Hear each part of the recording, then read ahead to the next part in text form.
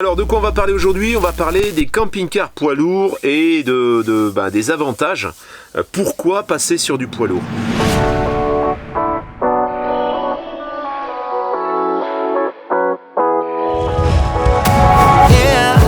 I'm restless, so give me something to do. Yeah, I can't stay here because I need to dance. Just jump around and show them how I move. Everybody leaving on me, wanna join me when I take a shot. Bonjour la famille. Elle est là. Ah, où elle est Eva? Qu'est-ce qu'elle fait? Pourquoi on la voit plus sur les vidéos? Elle est là. Elle a failli ne pas y être. On s'est encore bien pris le chou. En clair, on s'est encore bien pris le chou. Et bon, voilà quoi. C'est la vie de couple, hein. Vous savez ce que c'est, non? Pourtant, on n'est pas des Italiens, mais... Que nous, quand cette dispute, ça vole les assiettes et tout. Voilà. Donc, on a traversé... Une incompréhension. Une bonne incompréhension, ouais, on va dire. Une sacrée incompréhension. Mais maintenant, tout va bien. Tout est arrangé. Et tout est rentré dans l'ordre et je suis là.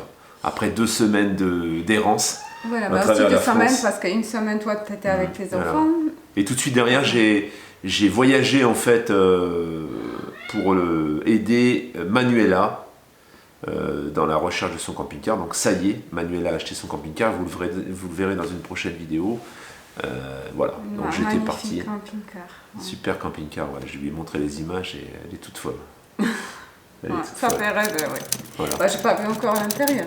Ouais, donc là-bas, Mais l'extérieur... je montrerai ça en vidéo. Lundi, je vais lui rapatrier à l'endroit où elle habite parce qu'elle a son fourgon et elle ne peut pas rapatrier les deux. Donc je retourne là-bas. Mais en attendant, nous voilà, on est là. Donc vous inquiétez pas, on est toujours ensemble. Et le camping-car, parce qu'il y en a qui me demandaient pas mal que si je trouvais mon camping-car, bah non, toujours pas. Bah, j'attends toujours la fin de divorce. On n'est pas vraiment... En fait, pour que mon ex-mari me rende mes sous, pour que je puisse acheter un camping-car. Voilà. Et ça sera que en décembre. Alors pour l'instant...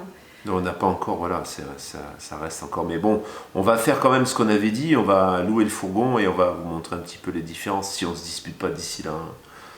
Voilà. Qu'est-ce que t'en penses? Ben, wait and see.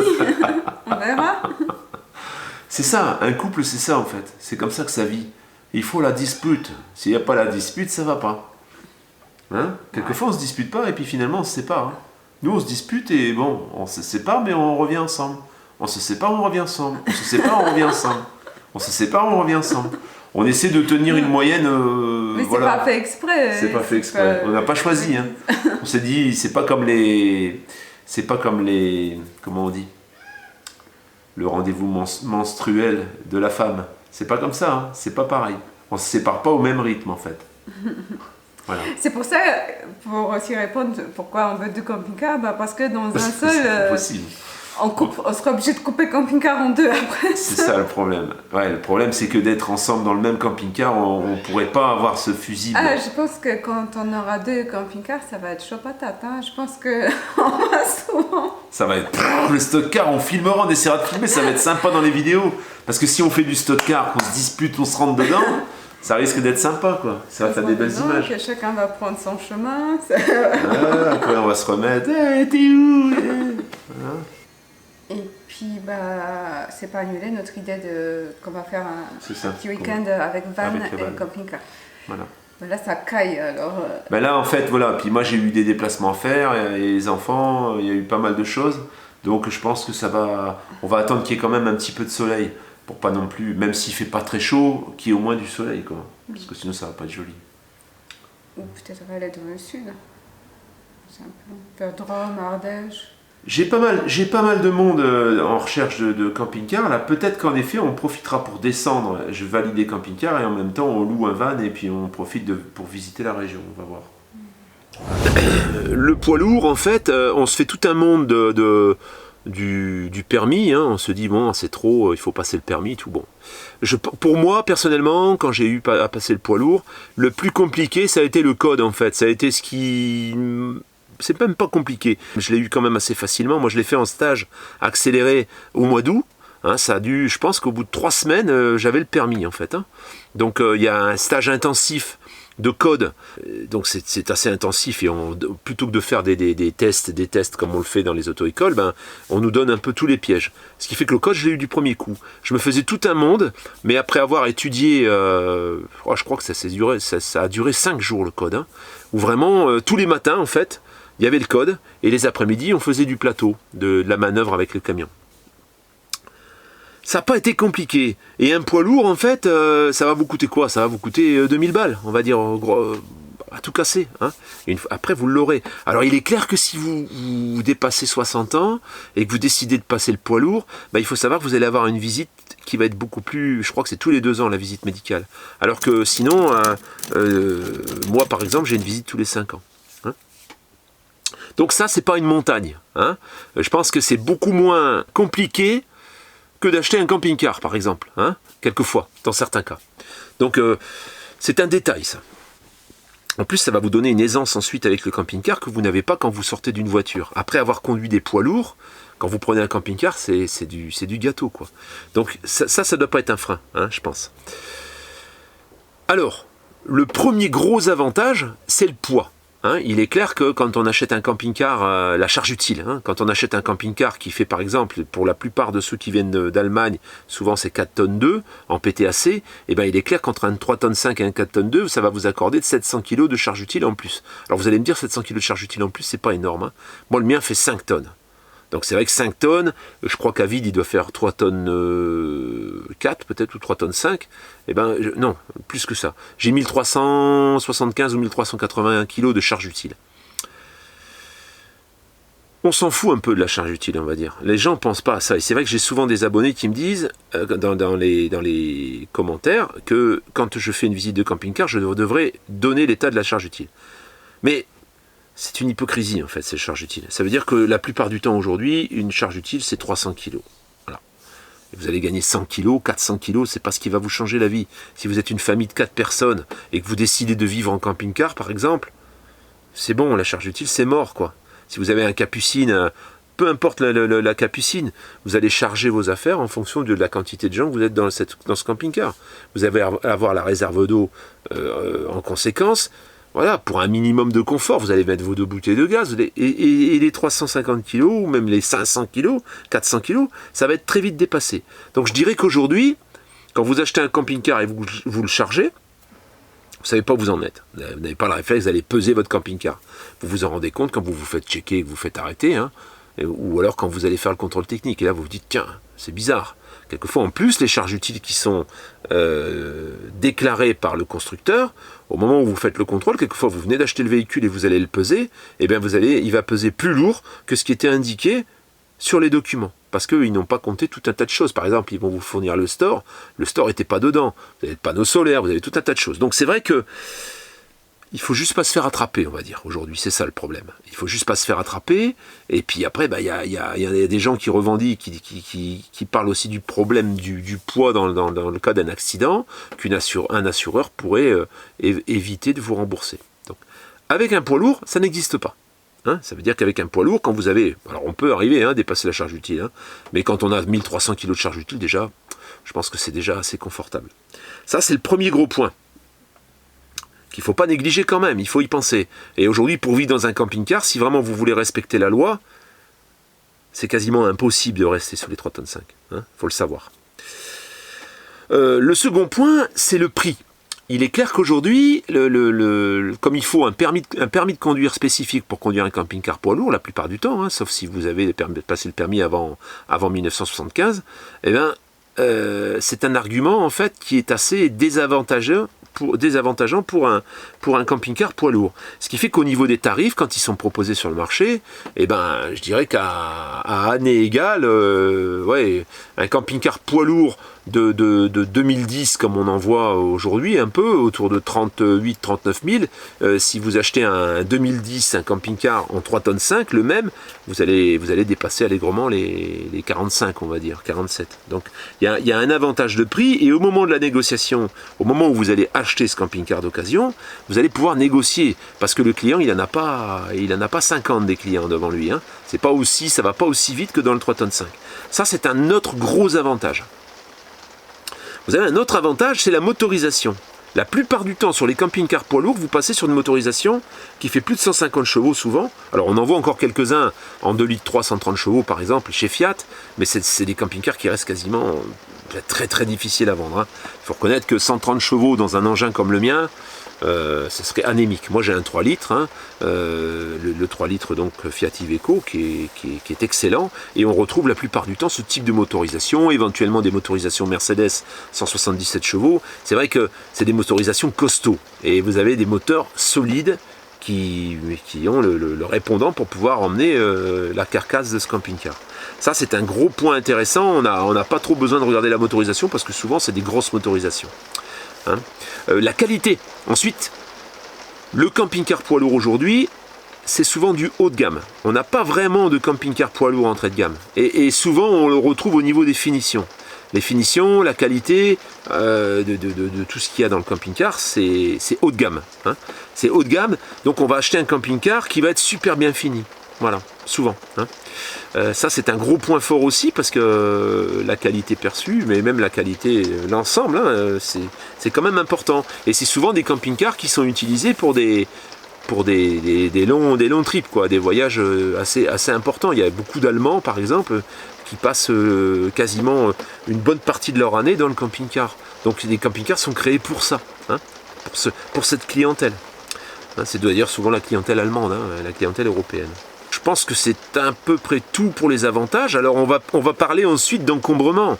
Tout de suite on parle poids lourd, et ben, il y a des endroits, des centres-villes qu'on va plus pouvoir prendre. Parce que souvent c'est marqué interdit au plus de 3,5 tonnes.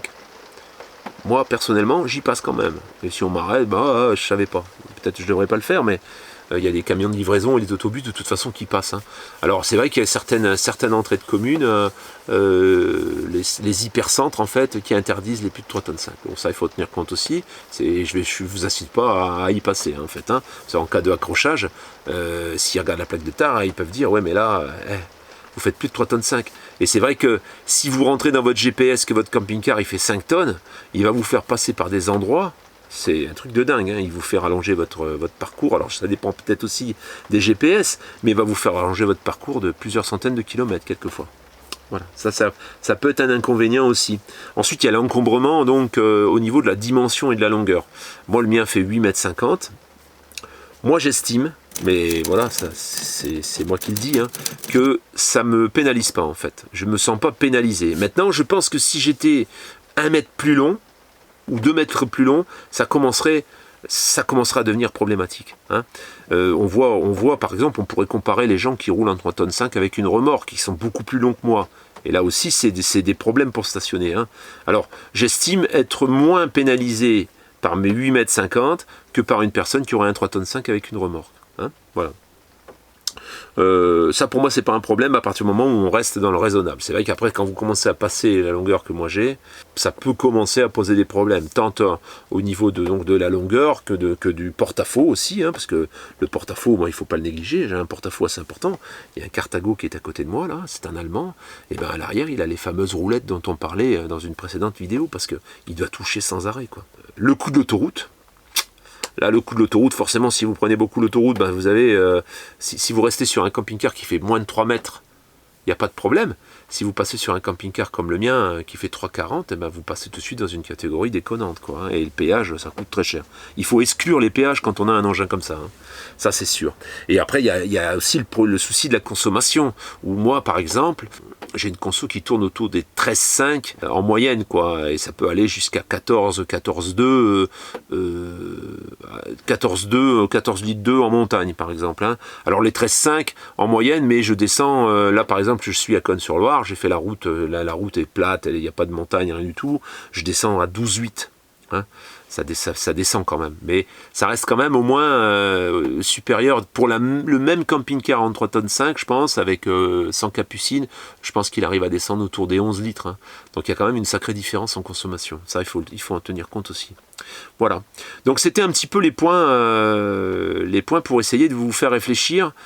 à éventuellement passer sur un poids lourd. Et si vous avez poids lourd, là, il n'y a aucune hésitation. Il ne faut pas hésiter. Sauf si vous dites peut-être qu'on ne me le renouvellera pas parce que je commence à vieillir et que bon, je commence à voir moins. Peut-être ils ne m'accorderont plus le poids lourd. À ce moment-là, c'est vrai que ça peut paraître un peu risqué, mais pour les gens voilà, qui n'ont aucun problème, ça vaut vraiment le coup de passer le poids lourd. Ça vaut vraiment le coup, surtout quand vous souhaitez vivre à l'année dans votre véhicule. Parce que là, vous allez vite vous apercevoir qu'en fait, vous ne pouvez rien emmener, quoi. Rien. Rien du tout. Il y a des gens qui disent qu'ils veulent acheter un camping-car avec une grosse soute pour pouvoir mettre un scooter. Vous ne pouvez pas mettre un scooter. Vous êtes en surcharge.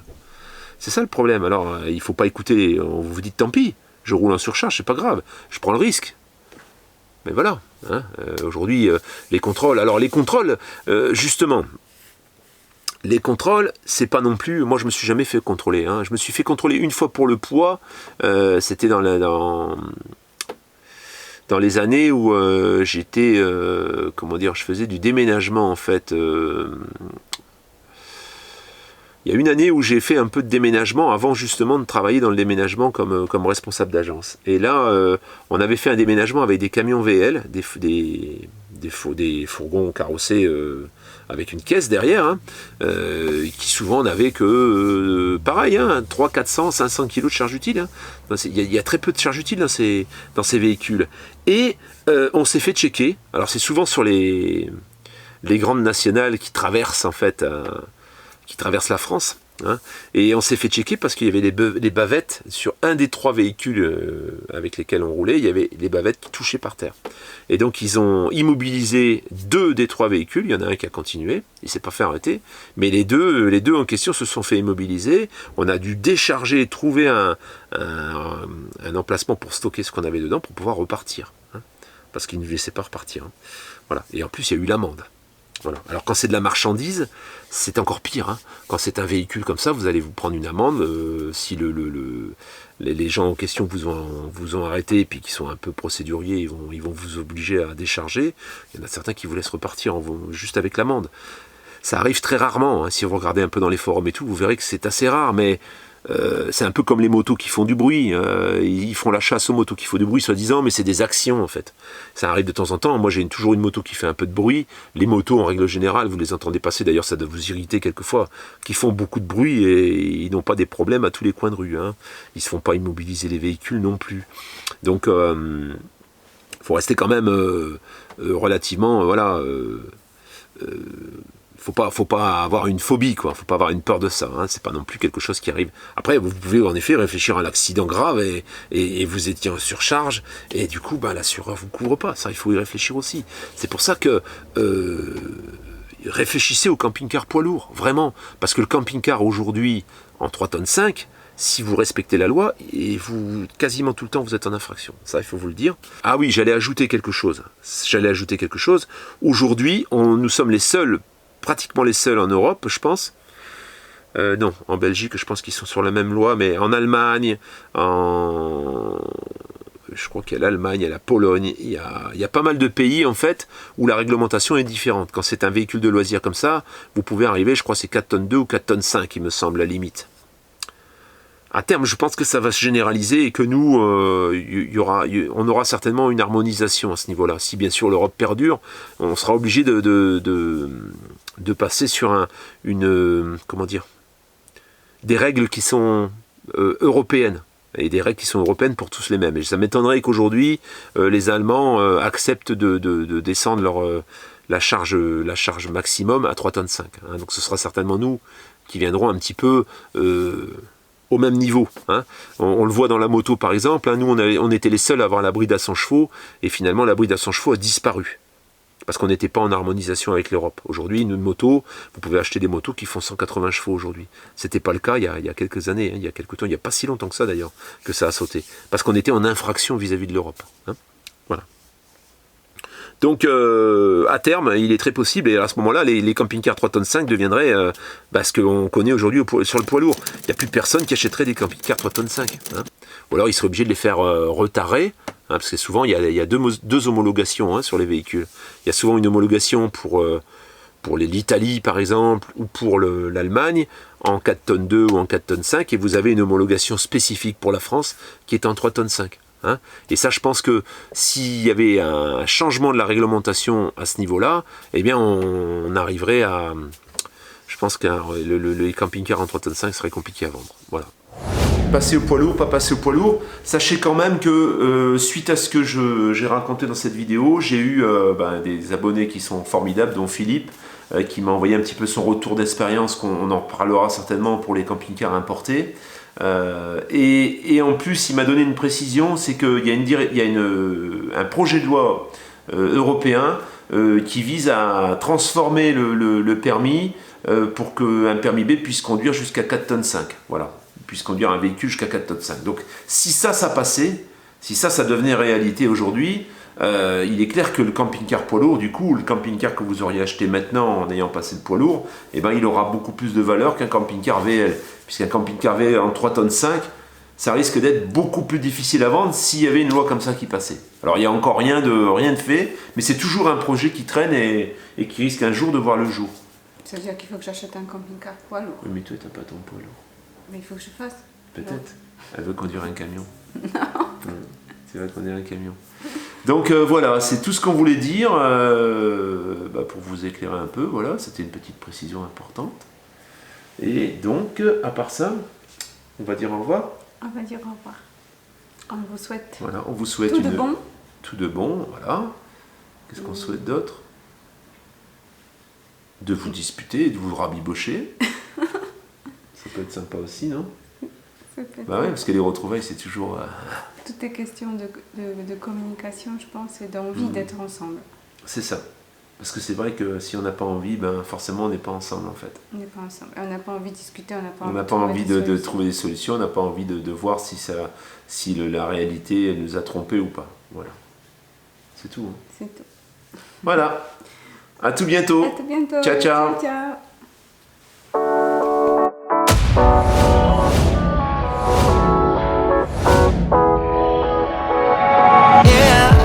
I'm restless, so give me something to do. Yeah, I can't stay here because I need to dance.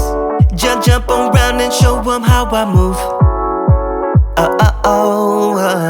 Everybody